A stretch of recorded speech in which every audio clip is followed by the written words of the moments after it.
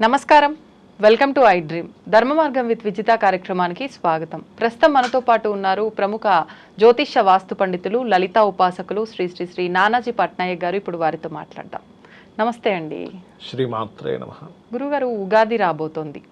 ఇప్పుడున్న క్రోధినామ సంవత్సరంలోంచి విశ్వవసునామ సంవత్సరంలో అడుగు పెట్టబోతున్నాం. ఎలా ఉంది విశ్వవసునామ సంవత్సరం? అసలు విశ్వవసు అంటే ఏంటి?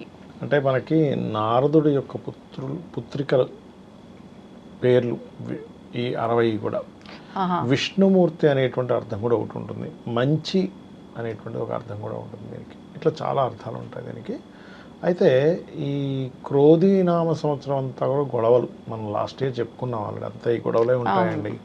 దాంతోపాటు కుజుడు కూడా అధిపతి అయ్యాడు అక్కడ. ఇక్కడేమో విశ్వవసునామ సంవత్సరం.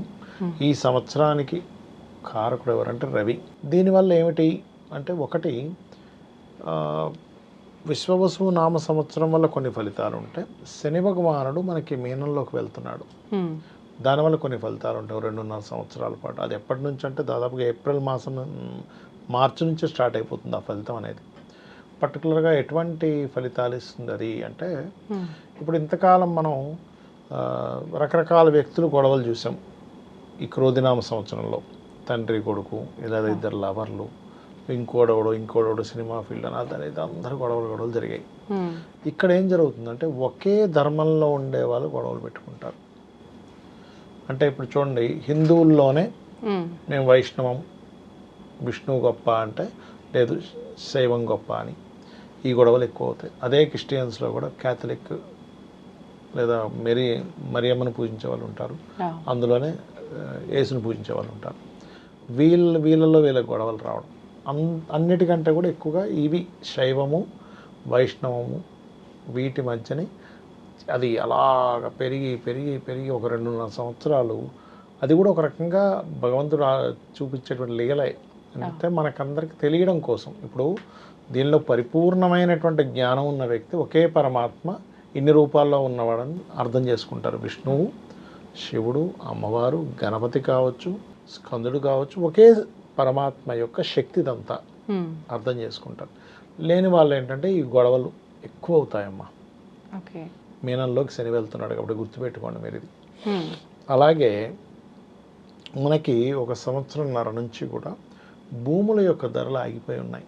అవునండి, సంవత్సరం 3 నెలల నుంచి. అవును, జూన్ వచ్చిందంటే కేతు మారాడు అంటే భూముల ధరలు చక్కగా పెరుగుతాయి. రియల్ ఎస్టేట్కి కొంచెం ప్రాణం వస్తుంది జూన్ నుంచి. గుర్తుపెట్టుకోండి, రియల్ ఎస్టేట్ ఏజెంట్లు అంతా ఊపిరి పీల్చుకుంటారు.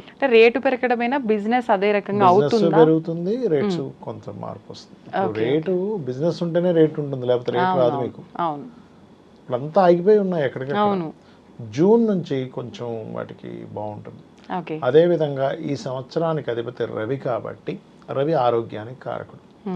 ఆరోగ్యానికి, పొలిటికల్ వాటికి, రాజుకి కారకుడుగా చెప్తూ ఉంటారు. అందుకని ఏంటంటే కొన్ని ఈ క్యాపిటల్స్ విషయంలో సెకండ్ క్యాపిటల్స్ రావడం కానివ్వండి, లేకపోతే గవర్నమెంట్ కొన్ని నిర్దిష్టమైనటువంటి కొన్ని నిర్ణయాలు తీసుకోవడం కానివ్వండి, మనకి కొన్ని ప్రాణాంతకమైనటువంటి రోగములకు రవి ఆరోగ్యానికి కారకుడు కాబట్టి ఔషధం కనిపెట్టడం కానివ్వండి, ఇవి జరుగుతాయి. ఇప్పుడు క్యాన్సర్ లాంటిది ఉంది, అలాంటి వాటికి ఏదైనా కొత్త ఔషధం కనిపెట్టడం. లేనట్లయితే ఆరోగ్యపరమైనటువంటి విషయాల్లో గవర్నమెంట్ కొన్ని నిర్ణయాలు తీసుకొని ప్రజలకి కొంచెం ఆరోగ్యం అందేటువంటి ఈజీగా కొంచెం. అంటే ఇప్పుడు చూడండి, ఇప్పుడు ఏదైనా హెల్త్ ఇష్యూ వచ్చిందనుకుంటే హాస్పిటల్కి వెళ్తే వేలు లక్షలు అయిపోతుంది. ఎందుకు అంటే గవర్నమెంట్ హాస్పిటల్ సరిగ్గా లేవు మనకి. ఉన్నాయంటే దానిలో ఉండే ఫెసిలిటీస్ అది ప్రైవేట్ హాస్పిటల్లో ఉన్నంత ఇదిగా ఉండట్లేదు. సో అది. అదేవిధంగా ఈ పొలిటికల్ కారకుడు ఎవరైతే, రవి మీద కేతు వస్తున్నాడు ఈ సంవత్సరం. కాబట్టి ఏమవుతుంది అంటే, ఇక్కడ కొంచెం పొలిటికల్లో ఉండేటువంటి వారికి పదవి మార్పులు, గవర్నమెంట్లో పెద్ద దీంట్లో ఉండే వాళ్ళకి పదవి మార్పులు, కొంచెం పీఠాధిపతులకు కూడా కొంత ఇబ్బంది రావడం. ఇబ్బందులు అంటే కొంచెం వాళ్ళ హెల్త్ పరంగా కావచ్చు, ప్రాణపరంగా కావచ్చు కొంత ఇబ్బంది. ఎందుకంటే మీనంలో సంచరించేటువంటి శని రాహుతో కలుస్తున్నాడు కూడా. మీనరాశి, ధనస్సు రాశి అనేటువంటిది ఆధ్యాత్మిక రంగాల్లో ఉండేటువంటి వారు, ధర్మానికి సంబంధించిన స్థానాలు అవన్నీ కూడా. సో మొదటి 2-3 నెలలు దాని ప్రభావం ఎక్కువగా ఉంటుంది. ఈ అనవసరమైనటువంటి గొడవలు, అసలు అంతా ఒకటే పరమాత్మ అనేటువంటి భావన మర్చిపోయి పిచ్చి పిచ్చి గొడవలు చేసుకోవడం ఇట్లాంటివన్నీ కూడా పెరుగుతాయి. ఓకే. ఇప్పుడు జిహాద్ ఎలా ఉందో ఇది ఒక విహాద్ అయిపోతుంది, విష్ణువు గొప్పది అని, శైవాద్ శైవం గొప్పదని అని చెప్తున్నా నేను మీకు. అట్లా అంటే మిడిమిడి జ్ఞానంతో గొడవ పెట్టుకోవడం, ఇది ఒక రకంగా ఏంటంటే అసలు నిజమేంటో తెలియడం కోసం కూడా అప్పుడప్పుడు పరమాత్మ ఇలాంటి లీలలు చేస్తూ ఉంటాడు. అదొకటి.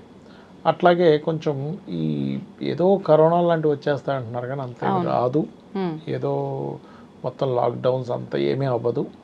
కొంచెం ఏంటంటే జలప్రలయాలు, అకారణంగా వర్షాలు, మంచి ఎండ ఉండగా వర్షం రావడం, నావీస్ ఇట్లాంటి వాళ్ళలో ఉండేటువంటి వారు కొంచెం ఇబ్బంది, కొంచెం ఈ సుడిగుండాలు లాంటివి ఎక్కువగా తిరగడం, సడన్గా ఇప్పుడు మామిడికాయలు ఇప్పుడు కొద్దామనేసరికి సడన్గా వర్షం రావడంలో కొన్ని మామిడికాయలు అవి కింద పడి కొంచెం వాటికి ఎఫెక్ట్ రావడం, ఇట్లాంటివి కొంచెం జరుగుతాయి. బట్ ఈ సంవత్సరం పంట పొలాలు అవి కొంతవరకు రైతులకు కొంత లబ్ధి కూడా ఉంది, లేదనేం కాదు. కాకపోతే ఏంటంటే మరి ఇట్లాంటివి ఈ నామ సంవత్సరం మంచిదే, క్రోధినామ సంవత్సరంతో పోల్చుకుంటే చాలా మంచిది. అన్ని పిచ్చి పిచ్చి గొడవలు అయితే ఉండవు. కానీ ఈ పర్టికులర్ ధర్మ సంబంధించినటువంటి వాళ్ళే మాది గొప్పదంటే మాది గొప్పదనేటువంటి ప్రభావం ఉంటుంది. ఓకే. కొంచెం అందులో మళ్ళీ రకరకాల వాళ్ళు కూడా కొంచెం క్రిస్టియన్స్, ముస్లిం, హిందూస్ ఇవి కూడా కొంత కొంత ఉంటాయి, ఉండవని కాదు. కాకపోతే ఈ శని యొక్క ప్రభావం ఇదంతా కూడా అది. ఓకే. మరి అంటే ఉగాది రోజు ఆచరించాల్సిన విధి విధానాలు ఏంటి మామూలుగా?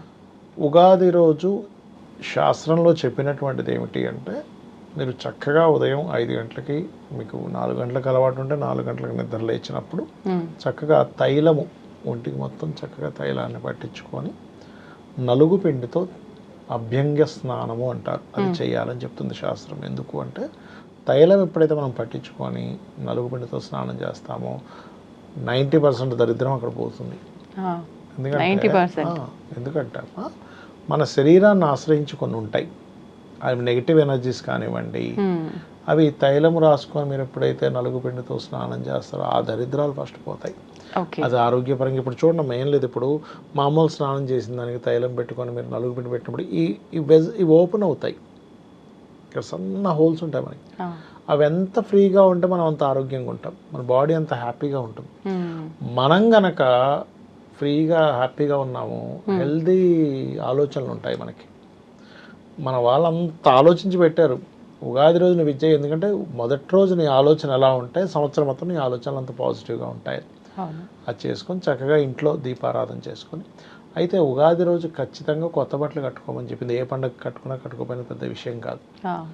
మరి ఏమండి పేదవాళ్ళు ఉంటారు కదా, వాళ్ళకి కొత్త బట్టలు ఎలాగా అంటే, కనీసం నిన్న వదిలిన చొక్కాలు ఇవాళ వేసుకోకుండా ఉతికైనా వేసుకోవాలి. ఓకే. అప్పు చేసేం కొనుక్కోక్కర్లేదు, శుభ్రంగా. అంతేగా నిన్న ఏదో 2-3 గంటలే వాడాను కదా, బయటికి వెళ్ళి చెప్పేసి మళ్ళీ ఇవాళ వేసుకుంటా లేదు అంటే రోజు మారింది అంటే వస్త్రానికి ఒక రకమైనటువంటి బ్యాడ్ ఎనర్జీ వస్తుంది. కొంతమంది ప్రత్యేకించి పండుగలకు వీటికి అనేసరికి పట్టువి ఎక్కువగా కట్టుకుంటూ ఉంటారు, అవి వెంటనే వాష్ చేయరు, అవి డ్రై వాష్ అవి కూడా కట్టుకుంటూ ఉంటారు చాలా వరకు. వాష్ చేయాలి, వాష్ చేయకుండా వేసుకోకూడదు. ఆ రోజు ఏం చేస్తారంటే, మీరు మంచి పాయింట్ తీశారు, ఏముందండి అరగంట కట్టుకున్నా మనం ఇప్పేసా మళ్ళీ వేసేసుకుంటా అంటారు. అస్సలు అలా చేయకూడదు, గుర్తుపెట్టుకోండి.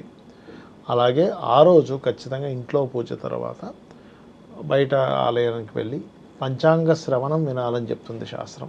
ఎందుకు అంటే కేవలం ఏదో ఆదాయ వ్యయాలు తెలుసుకోవడం కోసం మాత్రమే కాదు, దానివల్ల ఆరోగ్యం మెరుగుపడుతుంది. పంచాంగాలు విన్నప్పుడు ఆయుష్ పెరుగుతుందని చెప్తుంది శాస్త్రం.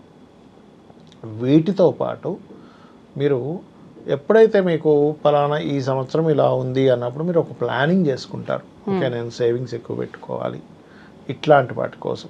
అదేవిధంగా పశువులకి గోసేవ చేయడం, ఆ రోజు పక్షులకు నీళ్లు పెట్టడం, అందులో పర్టికులర్గా ఈ ఎండాకాలం అంతా కనుక నీళ్లు పెట్టినట్లయితే పితృదేవతలు ఆనందిస్తారు. ఎప్పుడైనా ఎండాకాలం చలివేంద్రాలు నడిపినా, పక్షులకి ఏదైనా వాటర్ పెట్టినా, కొంతమంది మార్వడేసి అయితే చీమలకు కూడా వేస్తూ ఉంటారు, రవ్వ లాంటిది అలాంటివి చేసినట్లయితే ఖచ్చితంగా బాగుంటుంది.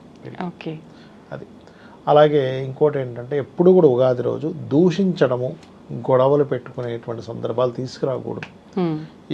ఇప్పుడు ఈ మాట తీస్తే గొడవ వస్తుంది అన్నప్పుడు తీయకూడదు. ఎందుకంటే మనకి చూడండి, మీరు గమనించండి ఎప్పుడైనా మీరు, అంటే నేను ఈ సిమ్టమ్స్ చెప్తున్నా, ప్రతి ఒక్కరు ఇది గమనించవచ్చు. మనం ఎక్కడికైనా బయలుదేరుతున్నాం అనుకోండి అమ్మ, ఇంటి నుంచి బయటికి వెళ్తూ మళ్ళీ వెనక్కి వచ్చామనుకోండి, ఆ పనులన్నీ అలాగే జరుగుతాయి. మీరు వెళ్ళిన పని అబ్జర్వ్ చేయండి. ఆటంకాలు వెళ్ళి అక్కడికి వెళ్ళి 2 సార్లు వెళ్ళి రావడం అలాగే ఉంటుంది. మీరు నిద్ర లేస్తూనే ఒక స్మైల్తో హ్యాపీగా నిద్ర లేచి చూడండి, ఆ రోజు అంతా బాగుంటుంది, పాజిటివ్గా ఉంటుంది. ఓకే, అలాగే మీరు ఎవరికైనా ఒక ఫోను కలిపేటప్పుడు మీకు కలవట్లేదు ఫోన్ మాటికి, ఆ కలిసి ఏదైనా ఒక పని ప్రారంభించారనుకోండి, అక్కడి నుంచి అదంత ముందుకు వెళ్ళదు. అంటే ప్రకృతి వెరీ క్లియర్లీ ఇండికేటింగ్ మీకు, ఇక్కడ ఫోన్ కలవట్లేదు, ఏదో పని చేద్దాం అనుకున్నామంటే ఆ పని చేయడం వల్ల ఏదో రాంగ్ ఉంది, నువ్వు ఒకసారి రీచెక్ చేసుకో అని చెప్తుంది. ఒకసారి అందుకే నేను ఏం చెప్తానంటే, ఎక్కడైనా మీరు బయలుదేరేటప్పుడు అన్నీ చెక్ చేసుకోండి, ఫస్ట్ రాసుకోండి ఇవన్నీ తీసుకున్నాను లేదా, మీరు టక్కన బయలుదేరి వెళ్ళిపోవాలి. అందుకే పాతకాలంలో వెనక్కి పిలవకరా అనేవారు. వెనక్కి పిలిచి వెనక్కి చూసామా అంటే ఆ పని అవ్వదు, సరిగ్గా సక్రమంగా అవ్వదు, 1-4 సార్లు వెళ్ళాలి. అది మీరు ప్రాక్టికల్గా చూడొచ్చు కావాలంటే, ఎందుకంటే ప్రకృతి వెరీ క్లియర్లీ మీకు చెప్తుంది. అందుకని మీరు ఉగాది రోజు కనుక ఘర్షణలు ఏవేవో ఇవి పెట్టుకున్నారనుకోండి, లైఫ్ మొత్తం అలాగే ఉంటుంది. ఇంకోటి ఏంటంటే, ఉగాది ఎప్పుడైతే మనకు వచ్చిందో, మనం పోయిన సంవత్సరం ఏం తప్పులు చేసాం, ఎక్కడ సమయాన్ని వేస్ట్ చేసుకున్నాం, మెయిన్గా మనం సక్సెస్ అవ్వాలంటే మనకి ఎన్ని సంవత్సరాలు మారుతున్నా, ఎన్ని కొత్త సంవత్సరాలు వచ్చినా, ఏ గ్రహాలు మారుతున్నా, మొట్టమొదటిగా మన మైండ్ మారినంతసేపు మన జీవితం మారదు. అసలు ఫస్ట్ మీరు తెలుసుకోవాల్సింది, నేను సమయాన్ని ఎలా వినియోగించుకోవాలి. ఒక 2 వ్యక్తులు ఉన్నారు, ఒక 25 ఏళ్ళ పిల్లలు 2 ఉంటే, యువకులు 2 ఉంటే, ఒక వ్యక్తి ఐఏఎస్ అయితే ఇంకో వ్యక్తి అన్ని సబ్జెక్ట్స్ పోయాయి. కారణం ఏమిటి? ఇద్దరిలో కరెక్ట్గా సమయాన్ని ఒక వ్యక్తి బాగా వినియోగించుకున్నాడు, ఇంకో వ్యక్తి అంతగా వినియోగించుకోలేదు. సింపుల్, అంతే. ఇద్దరికి ఉంది అంతే సమయం కదా. ఇలా ఏంటంటే సమయాన్ని వినియోగించుకునేటువంటి ప్రక్రియ కనుక మీరు ఉగాది రోజు ఒక నిర్ణయం తీసుకుంటే ఖచ్చితంగా సక్సెస్ అవుతారు. మీరు కొన్ని అలవాట్లు మానే ముందు ఉగాది రోజు అందరికీ చెప్పేసుకోవాలి, నేను ఇది మానేస్తున్నా ఈ రోజు నుంచి. అప్పుడు అవతల వాళ్ళ ముందు మీరు తీసుకోవాలంటే కూడా ఎలాగో షేమ్గా ఉంటుంది. అరే వీడు మానేస్తా అని చెప్పి అంటే పరువు పోతుందిరా నాకు ఇప్పుడు అనేటువంటి దాంతోనైనా మనిషి ఆపేసుకుంటాడు. అవునండి, అవి పాటించాలి, అవి మెయిన్గా చేయాలి. అంటే మార్పులు ఏమైనా రావాలి అని అంటే ఖచ్చితంగా ఆ రోజున మొదలు పెట్టాలి. లలిత కానీ విష్ణు సహస్రనామాలు కానీ ఆ రోజు పొద్దున్నే చేసినట్లయితే, ఉగాది రోజు ఉండేటువంటి ప్రత్యేకత ఏమిటంటే, ఆ రోజు మీరు ఎట్లాంటి పాజిటివ్ స్టార్ట్ చేస్తారో అదంతా సంవత్సరం అంతా ఉంటుందమ్మా. ఎందుకంటే ఆ రోజు ఉండే గ్రహాలు, ఆ రోజు ఉండే సమయము, ఆ రోజు ఉండేటువంటి తిథి, ఆ రోజు ఉండేటువంటి తత్వం అన్నీ కూడా మీకు మొత్తం ఇయర్కి మొత్తం క్యారీ చేస్తుంది అది. అందుకని చాలా కేర్గా, చాలా పాజిటివ్గా ప్రతి దాన్ని ఆస్వాదిస్తూ అలా అలవాటు చేసుకుంటూ అలా కనుక ఉండగలిగితే ఉగాది నుంచి సంవత్సరం పాటు బాగుంటుందని కోరుకుంటున్నాను. ధన్యవాదాలండి, చాలా మంచి విషయాలు తెలియజేశారు. నమస్తే. శ్రీమాత్రే నమః.